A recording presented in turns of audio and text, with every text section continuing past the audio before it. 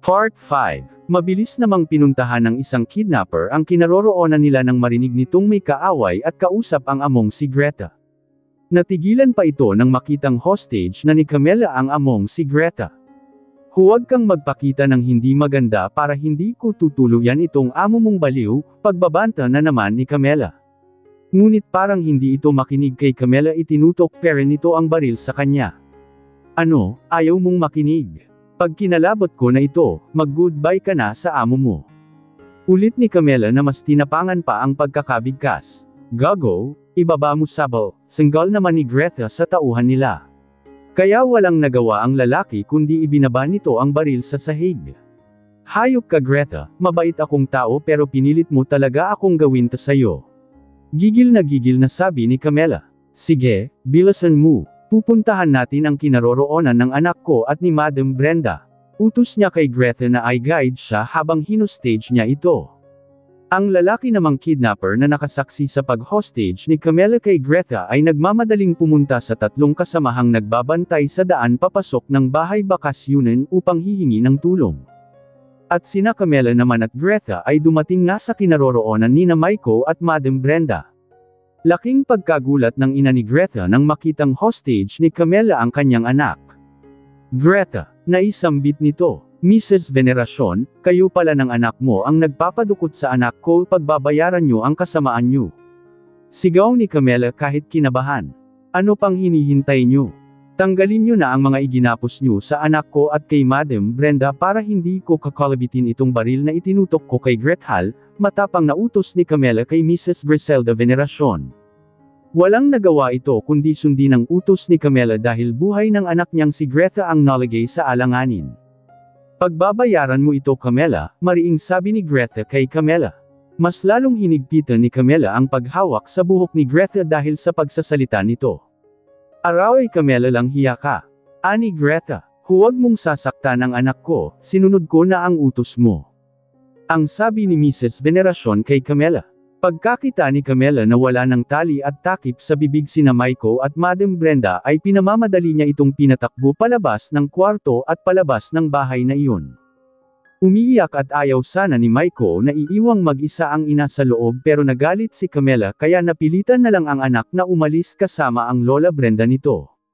Hila-hila ni Camilla si Greta at nanatiling nakatutok ang dala niyang baril dito. Hanggat sila'y makalabas ng bahay bakasyunan na iyon. Nakasunod naman si Mrs. Veneracion sa anak na hinostage ni Camilla. Itinulak ni Camilla ng malakas si Greta at nagtatakbo siya patungong kakahuyan, alertong binaril naman siya ng sunod-sunod ni Mrs. Veneracion. Para namang tigreng baliw si Greta na sumunod sa ina sa pagbabaril ng sunod-sunod kay Camilla. Sinundan nila si Camilla sa kakahuyan. Sina Maiko at Madam Brenda naman ay tinutugis rin at hinahanap ng apat na lalaking tauhan ni Greta, sinundan din sila ng mga ito sa kakahuyan. Si Camilla naman ay nakatawag agad sa mga polis at kay Brent habang nagtatago ito sa makakapal na dahon ng mga halaman sa loob ng kakahuyang iyon. Nagmamadali namang sumugod ang mga polis at si Brent sa lugar na sinasabi ni Camilla. Natamaan si Camilla sa pagbabaril ng sunod-sunod sa kanya ni Mrs. Veneracion, mabuti na lang at daplising iyon nasa paa niya ang tama ng bala. Tiniis niya ang hapdi at sakit. Hahanapin niya kung saan banda ang anak niya at si Madam Brenda. Unti-unti siyang humakbang at inikot-ikot ang mga mata. Camilla, parang baliw ang boses na narinig niyang tawag ni Greta sa kanya, nasa malayo pa ang tinig kaya pinilit niyang nagmamadaling umalis sa kinaroroonan. Subalit hawak pere niya ang kanyang baril. Pagkarating niya sa unahan ay may naririnig din siyang kaluskus doon. Pases, Camilla, nandito kami ni Maiko. Si Madam Brenda pala iyon. Nagmamadali naman siyang lumapit sa kinaroroonan ng mga ito. Niyakap ni Camilla ng mahigpit ang anak na si Maiko sabay nag-iiyakan. Napansin ni Madam Brenda na may sugat si Camilla sa paa. Camilla, may sugat ka, okay ka lang ba? Nag-alalang tanong ni Madam Brenda sa kanya. Mama, nataman po kayo. Umiiyak na sabi ni Maiko. Okay lang ako anak, at Madam. Sagot niya sa mga ito. Hinahabol kami ng apat na tauhan ni Greta. Mabuti na lang at nakapagtago kami agad rito, pinagbabaril din kami kanina. Nakita nila kaming tumakbo patungo rito kaya hinahabol kami at miyuang pinagbabaril. Mabuti na lang at walang natamaan sa amin ni Maiko, mahina ang boses na sabi ni Madam Brenda. Camella, hahanapin kita gaga. Narinig nilang sunod-sunod na sigaw ni Greta sa malayo. Naku mama, si Tita Greta. Kailangan na naman tayong aalis rito Madam Brenda, dahil paparating na sila sa atin. Sigurado akong makikita nila tayo dito, sabi ni Camella. Narinig din nila na parang may mga kaluskos ng mga tuyong dahon sa paligid at parang may tao. Ninervyos si Madam Brenda, ganoon din si Camella ngunit pinilit niyang maging matapang sa mga oras na iyon. Muli nilang inakay ang mahina ng anak na si Maiko kapwa na sila may mga galos sa kanilang mga balat pero hindi na nila alintana iyon para lang makatakas at makakalayo. Mama, pagod na po ako. Naiiyak na reklamo ni Maiko. Ang di nila alam ni Camella ay nasa likuran na pala nila ang 4 na tauhan no na Greta at bawat isa'y nakatutok na ang mga baril sa kanila. Huwag kikilos. Hanggang dyan lang kayo. Anang malaking boses sa isa sa 4 na lalaking tauhan ni na Greta. Umiiyak si Madam Brenda at si Maiko ay ganoon din dahil sa sobrang takot. Camella, katapusan na natin, lumuluhang wika ni Madam Brenda. At nakikita nilang dumating naman ang mag-inang Griselda at Greta at napahalakhak si Greta. Akala mo siguro Camella, makakatakas kayo dito ng ganoon kadali. Asik ni Greta kay Camella na itinutok na rin ang baril sa kanya. Ngayon ikaw naman ang aking uutusan ibaba mo ang baril na hawak mo, Bills. Utos ni Greta sa malakas na tinig. Walang nagawa si Camella kundi sundin ito. At muli silang ginapos ng mga ito. Ngayon mommy, mas mabuti sigurong si Maiko ang uunahin nating patayin para mapanood naman ni Camella ang katapusan ng kanyang anak. Natatawang wika ni Greta. Ako ang papatay sa bata at ikaw naman kay Camella. Sabi naman ni Mrs. Veneracion at sumang-ayon naman si Greta sa ina. Huwag maawa po kayo Greta. Nagmamakaawang sabi ni Camella sa mga ito sabay lumuha. Magbilang ako ng 5 para sa katapusan ng anak mo Camella. Sigaw ng ina ni Greta. Itinutok na ni Mrs. Veneracion ang baril nito kay Maiko habang nag-iiyakan naman sina Camella at Madam Brenda. 1 2 3 4 Naudlot ang pag-count ni Mrs. Veneracion ng isang malakas na boses ang narinig nito. Ibaba ang baril Mrs. Griselda Veneracion. Sigaw ng head ng kapulisan. Kapwa nanlaki ang mga mata ng mag-inang Greta at Griselda nang makita ang maraming ng polis na nakapaligid sa kanila at naroon din si Brent. Hayuap ka Camella, sigaw ng ina ni Greta pagkakita nito sa mga polis. Hindi nakinig si Mrs. Veneracion sa mga polis. Inilipat nito pagtutok ang baril kay Camella dahil sa galit. Kalabitin na sana nito ang baril ngunit naunahan ito ng mga polis, binaril nila ito at sa mismong tabi ni Greta bumagsak ang kanyang ina. Mommy, sigaw ni Greta. At ang sumunod na nangyayari ay nakikita ni Greta na pinupusasan ang kanilang 4 na tauhan. Niyakap ni Greta ang dagwang ina at nagsisigaw ng todo. Brent, help me, si Mommy. Sunod-sunod na sigaw ni Greta na nag-iiyak.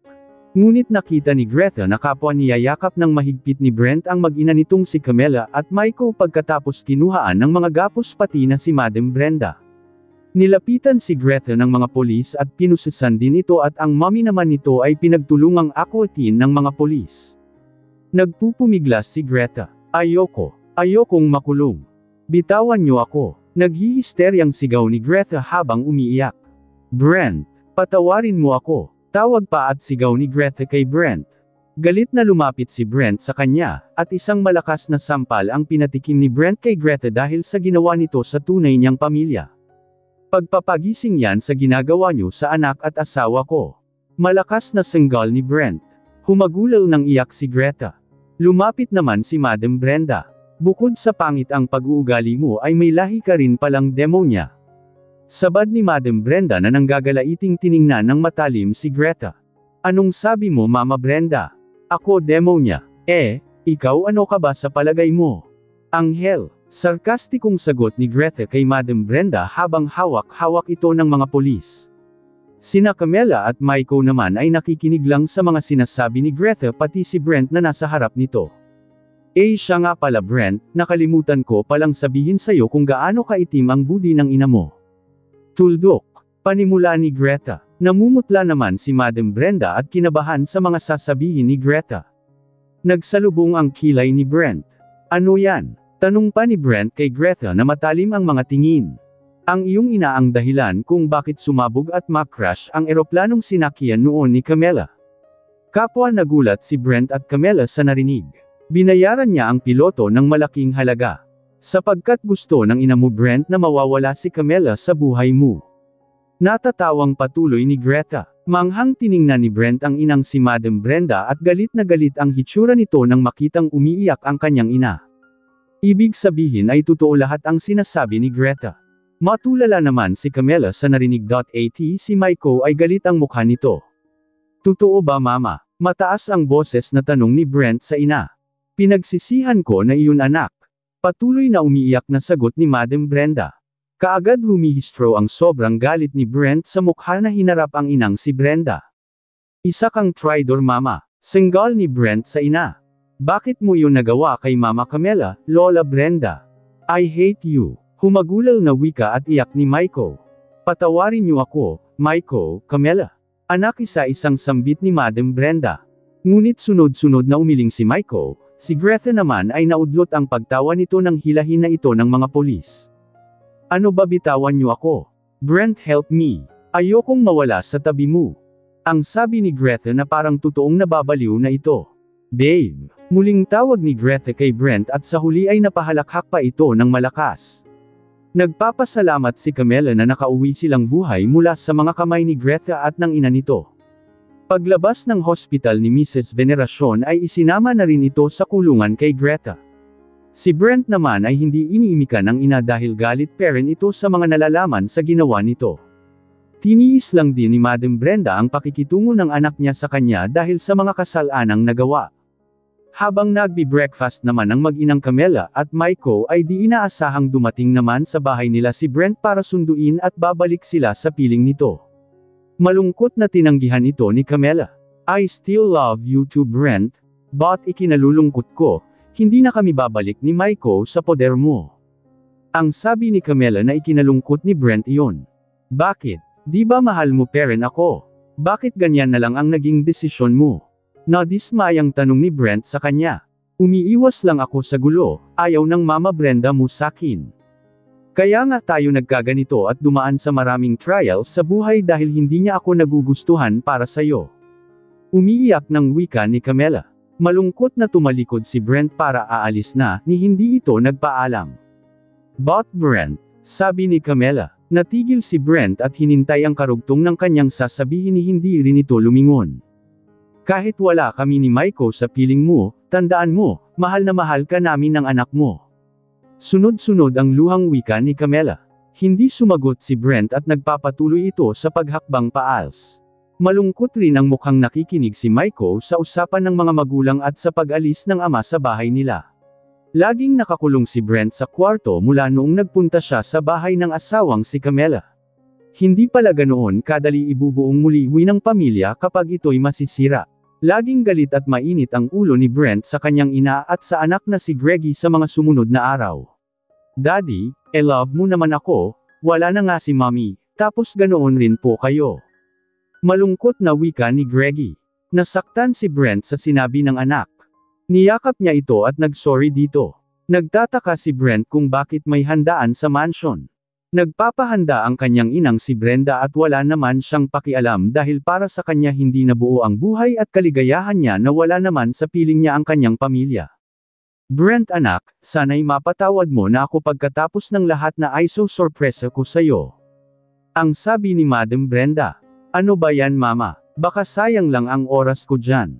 Hindi interesado na tanong ni Brent. Bigla namang may mga bagong dating at may mga daladalang malaking malita. Namanghang napatingin si Brent kung sino ang mga iyon ang asawang si Camilla at ang anak nilang si Maiko. Kapwa nakangiti sa kanya ang kanyang mag-ina. Hello PayPal nandito na kami. Bati ni Maiko. Babalik na kami dito Brent, hindi kami tinantanan ng mama mo at natutuwa ako na tanggap na niya ako ng buo. Tuldok. Luhang sabi na naman ni Camilla. Mabilis na nakalapit si Brent sa kanila at kapwa niyayakap ang kanyang mag-ina. Hindi ba ako nanaginip, totoo bang babalik ka na sa akin Camilla kayo ng anak ko? Halos maluhang sabi ni Brent. Yes Brent, mabubuo na tayong muli. At sana hindi na tayo dadaan sa ganoon katinding pagsubok sa buhay natin. Lumuha ring sagot ni Camilla. Thank you Camilla, Maiko anak. Salamat at nandito na kayo ng mama mo. Masayang-masayang wika ni Brent at binalingan nito ang inang si Madam Brenda na pinagmamasdan lang sila at mababakas sa mukha nito ang kaligayahan para sa anak. Thank you so much mama. Maligayang wika ni Brent rito. Dumating naman ang papa ni Brent. O sige na pagsasaluhan na natin ang ipinahanda ng mama mo anak. Natutuwa ako sa pagbabago ng mama mo. Nakangiting sabi ni Don Armando de Chavez. At ikaw iha Camilla, welcome home again sa pamamahay ng mga de Chavez. Dagdag pang wika ni Don Armando, thank you papa. Nauutol pang tawag ni Camilla ng papa sa ama ng asawa. Masaya namang nilalaro agad ni Maiko ang kapatid na si Greggy. Natutuwa si Madam Brenda nang makita ang kaligayahan ng anak at pati na rin si Don Armando. Sige na I hope Brent at iha Camilla, na kayo. Masayang pagyaya ni Madam Brenda sa anak at kay Camilla. Hindi ko akalaing darating ang pinakamaligayang araw na ito para sa akin Camilla ang babalik ka sakin kayo ng anak ko. Madamdaming sabi ni Brent, sana ay hinding-hindi na tayo magkakahiwalay pa tayong tatlo ng anak mo Brent. Ani Camilla. Ginawaran ng halik ni Brent saglit sa labi ang asawang si Camilla. I missed you, at kumpleto na ulit ang kaligayahan ko na nandito ulit kayo ni Maiko. Ani Brent. Napangiti si Camilla rito. Magkaakbay sina Brent at Camilla patungong komedor. Nagkakatuwaan namang nakasunod sina Maiko at Greggy. Paglipas ng mga taon ay binata na si Maiko at Greggy. Si Greta naman ay nabaliw ito sa kulungan noon hanggat isang araw ay kinitil nito ang sariling buhay. Labis na ikinalulungkot iyon ng anak na si Greggy pero di rin niya magawang magalit sa ama dahil sa laki ng kasalanang ginawa nito. Panimula sa buhay ni Maiko hindi ipinakita ni Christina sa kanyang inang may sakit ang mahinang pag-iyak. Dahil sa sitwasyon ng nanay Celia niya ay siya na muna ang naghahanap ng paraan upang mabuhay silang mag-ina. Wala siyang ama dahil ayon sa kanyang ina ay 2 taong gulang pa lamang siya ay nagkahiwalay na ang mga ito. Kagagaling pa lang niya sa panlalaba, iyon ang nakasanayang trabaho niyang itinutulong sa kanyang nanay Celia. Ni hindi na nga siya halos makapag-ayos ng sarili dahil sa sitwasyon nila. Nasa 23 years old na siya, at sa mga years na lumipas ay di niya nararanasan ang kaginhawaan sa buhay. Puro kahirapan at kagipitan ang kanyang natitikman. Natigil sa pag-iisip si Christina nang may kumatok sa kanilang pintuan at sabay tawag sa kanyang pangalan. Boses iyon ni Aling Marta, at nagmamadali niyang pinagbuksan ito. Aling Marta, magandang hapon po, salubong at pagbibigay galang niya rito. Ano, Tinang, may ibabayad ka na ba sakin? Siguro, may nail pawn ka na sa panlalaba mo. At mababayaran mo na ako sa utang nyo. Mabungangang wika ni Aling Marta sabay nakapamiwang sa harap niya. Ang utang na tinutukoy nito ay iyong nahihiram niya, nang maospital ang kanyang nanay Celia. Naku po Aling Marta, hindi pa kasi kasya itong naiipon kong pambayad sayo. Pasensya na po talaga kayo, ang hirap kasing mag-ipon lalo na't ako lang po ang naghahanap. Mangiyak-ngiyak na wika ni Christina kay Aling Marta. Hay nako Christina, kailan mo pa kaya ako mababayaran? Inis at galit na wika ni Aling Marta. Hayaan niyo po baka sa katapusan ng buwang ito ay mababayaran ko na po kayo. Mahinahong sagot ni Christina rito. O sige. Tatandaan ko yan ha, ang kunat magbayad ng mga akta. Sagot nitong nagmarchang tumalikod paalis. Hindi naman napipigilan ni Christina ang mapapaiyak ng makaalis na si Aling Marta. Nakaraan ng ilang linggo ay medyo magaling na ang ina ni Christina ngunit di pa niya ito pinapatrabaho sa gawaing bahay. Hanggat unti-unting bumabalik na ang lakas at kalusugan ng ina na ikinatuwa naman ni Christina. Bahala na't mahirap lamang sila ang importante ay kapwa sila hindi magkakasakit ng nanay niya. Anak, sasama ako sa syudad kay Chona. Malaki kasi ang starting ng sahod na sinabi sa akin ni Chona doon, panlalaba at pamamalansa lang ang gagawin ko. Para makapag-ipon naman tayo at makapagawa ng magandang bahay, kahit simple lang. Sabi ng nanay Celia niya isang araw.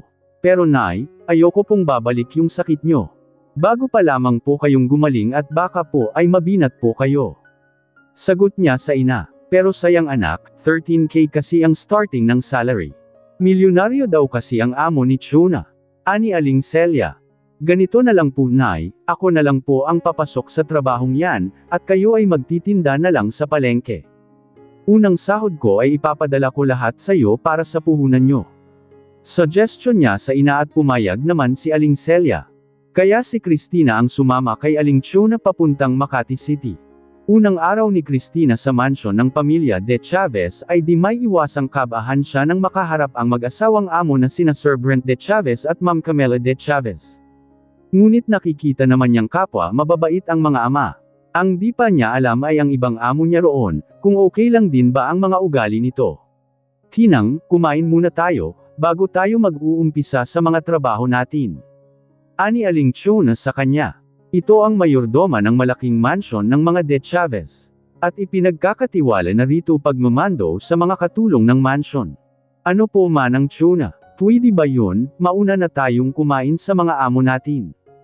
Baka mapag-alitan po tayo. Hindi pa kasi sila kumakain eh. Alin lang ang wika ni Cristina. Napangiti naman si Aling Chona. Huwag kang mag-alala Tinang, mababait ang mga amo natin dito. At sila ang may gusto na kumain muna tayong mga katulong bago magtrabaho, kaya, lika na. Wika ni Aling Chona, makikita mo Tinang, kapag aabutin ka ng 2 buwan dito, gaganda at puputi ka dito. At di lang yun, tataba ka pa, tingnan mo tuloy ang katawan mo ngayon, ang payat-payat mo at ang itim mo pa.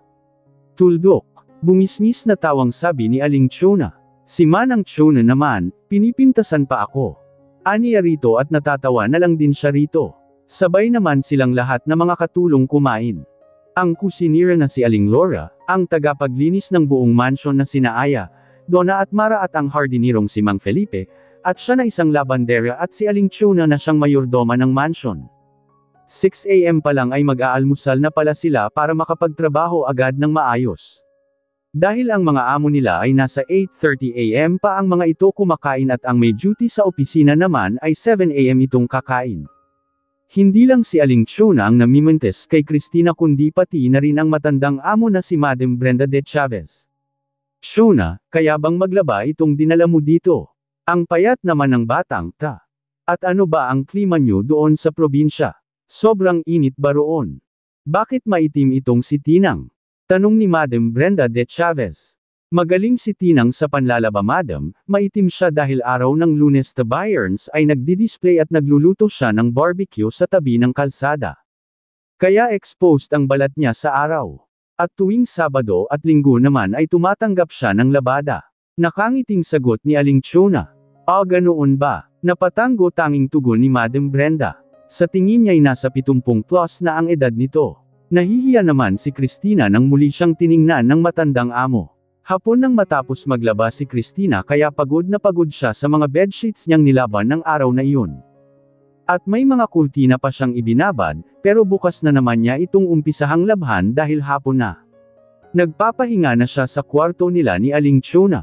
Sabi nito'y hindi daw siya mahihiyang magpahinga kapag tapos na siya sa kanyang ginagawa. Ilang minutong lumipas sa kanyang pagpapahinga ay dumating naman si Aling Chona sa kwarto nila. Tinang, pwede bang tutulungan mo muna sina Donna na mag-serve doon sa pool? May mga bisita kasi si Sir Michael at nandyan ang girlfriend niyang Senorita. Mag-night swimming daw ang mga ito sa pool kaya tinulungan ko na rin si Laura sa pagluluto para sa mga bisita ng amo natin. Wika at utos ni Aling Chona sa kanya. Opo Manang Chona. Masiglang sagot niya dito. Nasa likod ng mansyon ang malaking swimming pool ng mga De Chavez. Bitbit nila ang tray na may lamang merienda ng mga ito at sabay silang nag-serve roon ni Donna. May malaking dineng table roon sa tabi ng pool kung saan nakatambay ang binatang si Michael at ang girlfriend nito kasama din ang 3 binatang nakaupo roon at may 3 namang magagandang babae din na kapwa nakatupis pa ang mga ito. Nang lihim na sabihin sa kanya ni Aya, Donna at Mara na ang pinakagwapong binata na sa tansya niya'y nasa 29 ang edad ay Leon ang amo nilang si Michael, ay parang nakadama ng pagkapahiya si Cristina. At ang babaeng curly at blondie ang buhok ay ito ang Senorita girlfriend ng amo nila. At ito ay si Senorita Vanessa. Napakaganda nito, at isa daw itong heredera sa buong angkang Altaverano. Nag-iisa daw kasi itong anak at apo ng maimpluwensyang angkan at tripleng dadaigin ang yaman ng mga De Chavez, sa yaman ng mga Altaverano. Napakaswerte daw nga ni Sir Maiko dahil naging girlfriend nito ang Heredera at Senior Eita ng nasabing angkan. Kahit nakadama ng pagpahiya si Christina ay unti-unti namang lumapit siya sa mga ito, habang dala-dala ang tray na ice serve niya sa table. Ngunit sa katangahan naman niya ay nabitawan niya ang dalang tray at nawasak ito sa harap mismo ni Sir Maiko at Senior Eita Vanessa. Nako, sorry po. Hindi ko po sinasadya Sir at Senior Eita, namumutlang wika ni Christina. Nang siya'y tingnan ng Senior Eita ay dinapigil ang tumawa ito na mas lalong ikinahiya ni Christina. My gosh Maiko, bakit kumuha kayo ng ganitong klaseng katulong? Mukhang tikling na nga sa payat at itim, napakatanga pa. Wika nitong napataas ang kilay at nakatingin sa kanya mula ulo hanggang paa. Napatingin naman sa kanya ang lahat na bisitang naruroon at pati na si Maiko. Napailing ito at halatang nagalit sa kanyang katangahan at tiningnan ang mga nawasak na pagkain niyang dala at ang mga nabasag. Pasensya na po talaga kayo Sir Maiko. Mangiyak-ngiyak na wika niya rito. Sa susunod mag-iingat ka. Bilasan mo, lilinisin mo yang mga natapong pagkain at mga nababasag, mahinang sabi ni Maiko ngunit nakita niya ang pagkainis at galit nito sa mukha nito. Opo sir. Ani Christina. Dumating naman si Aling Chona at nagulat pa ito sa nakita na natapon ang tray na dala ni Christina. Nako Tinang, ano bang nangyari? Tanong nito sa kanya. Pinamulahan ng mukha si Christina nang tumingin kay Aling Chona. Sorry po Manang Chona, hindi ko po talaga sinasadya. Ani Christina. Tumigil naman si Aling Chona kay Maiko. Pasensya na Sir Maiko, anitong napapailing. Inabutan naman ni Aya ng walis at dustpan si Christina at winuwalis niya kaagad ang mga nababasag na nagkalat. She's really funny Aling Chona, natatawa paring wika ng Senyorita. Napansin ni Christina na may nag-flash bigla sa kanya. Kinunan pala siya ng picture ng Senyorita. Sweetheart, bakit mo ginawa yan? Tandang pananong. Tanong ni Maiko sa nobyang Senyorita. Try ko i-post ito sa social media. Para matatawa din yung mga followers ko. Nakangiting sagot nito. Nang marinig ni Christina ang mga sinasabi nito ay di napigilan ang galit niya rito. Senyorita kahit ganito lang po ako, isang mahirap. Pero may puso din akong nasasaktan. Napakasama ng ugali nyo. Lakas loob niyang sabi dito. Tinang, ano ka ba huwag kang magsalita ng ganyan? Hindi mo ba siya kilala? Matakot ka sa kaharap mo.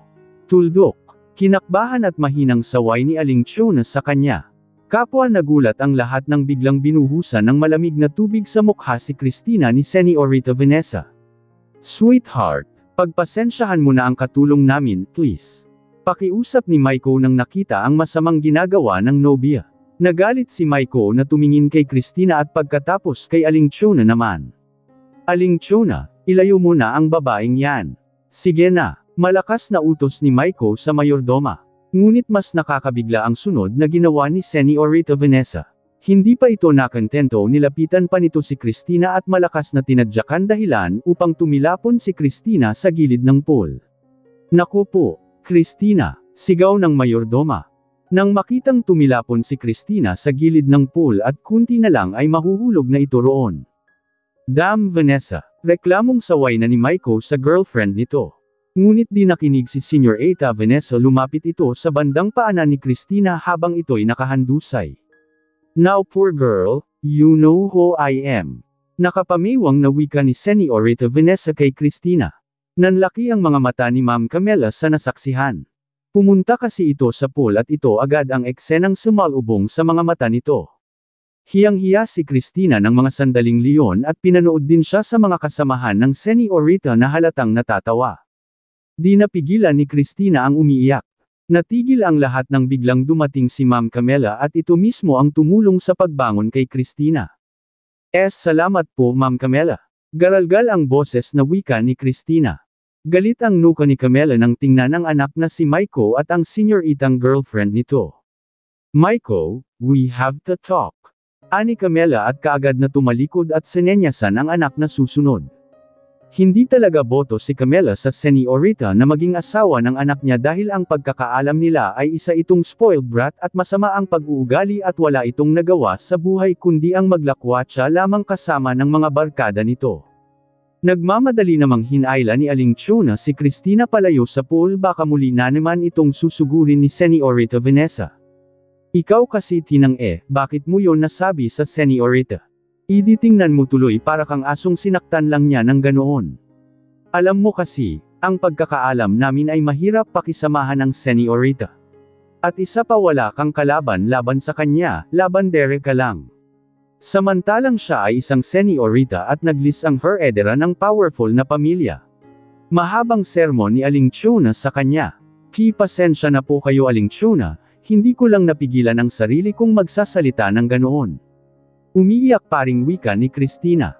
Galit na pinuntahan naman ni Maiko si Christina nang misermonin ito ng inang si Camela dahil sa masamang ginawa ng girlfriend nito sa labandere nila. Next time, you should be humble. Nahihirapan na nga akong i-adjust ang kasintahan ko, dumagdag ka pa sa problema ko.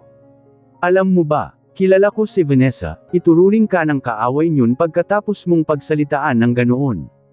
Dapat kasi may pagpipigil ka sa sarili dahil katulong ka lang. Galit na wika ni Sir Maiko sa kanya at agad tumalikod ito paalis.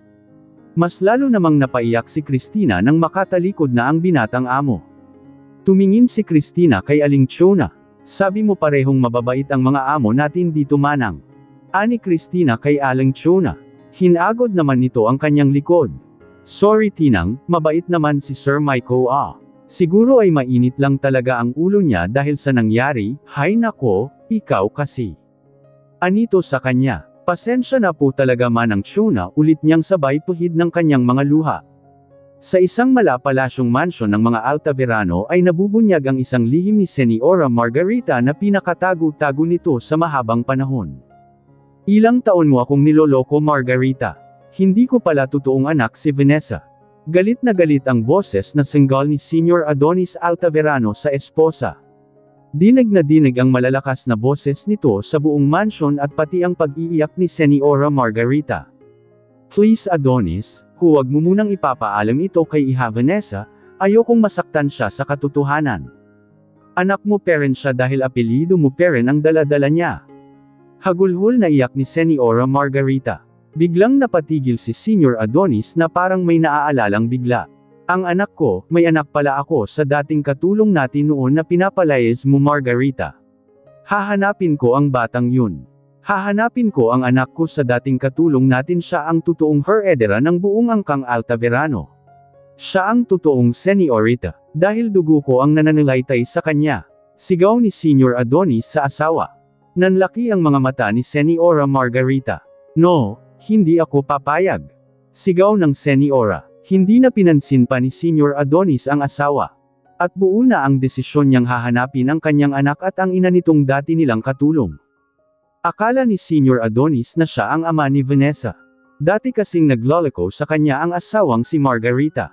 Nakipagrelasyon ito sa kanilang dating family driver noon. Nang mahuli niya ang mga ito ay tinanggal niya sa trabaho ang family driver nila. 7 buwan pa lamang si Vanessa nula nang maisilang ito. Ang buong akala niya siya talaga ang ama ng bata, kaya muli niyang tinanggap at pinatawad ang asawa dahil sa kanilang anak. At ngayon niya na lang nalalaman ang lahat nang mahuli niyang muli ang lihim na pagkikita ni Señora Margarita at ang dating family driver nilang si Ramon nito. Doon niya nalalamang pineperahan pala nito ang asawang Señora na oras pag di ito magbibigay ng pera na ganoon kalaking halaga ay ibubunyag nito ang lihim ng Señora na ito ang tunay na ama ni Señorita Vanessa. Sa galit ni Senior Adonis ay ipinabugbog niya ang tunay na ama ni Vanessa. Nalutas naman ang problema ng Señora sa pamba-blackmail ng tunay na ama ni Vanessa, ngunit ang problema ay nalalaman naman ni Senior Adonis ang katotohanan. Namumula ang mga mata ni Senior Adonis nang maalalang pinapalayas ni Señora Margarita noon ang dati nilang katulong kasama ang kanyang anak na 2 taong gulang pa lamang. Sa galit kasi noon ng senior sa pagtataksil ng asawang si Margarita ay gumanti siya rito. Isang katulong nilang dalaga pa noon na may ipinagmalaking ganda at katawan din ito. Nabuntis niya ang dating katulong nila.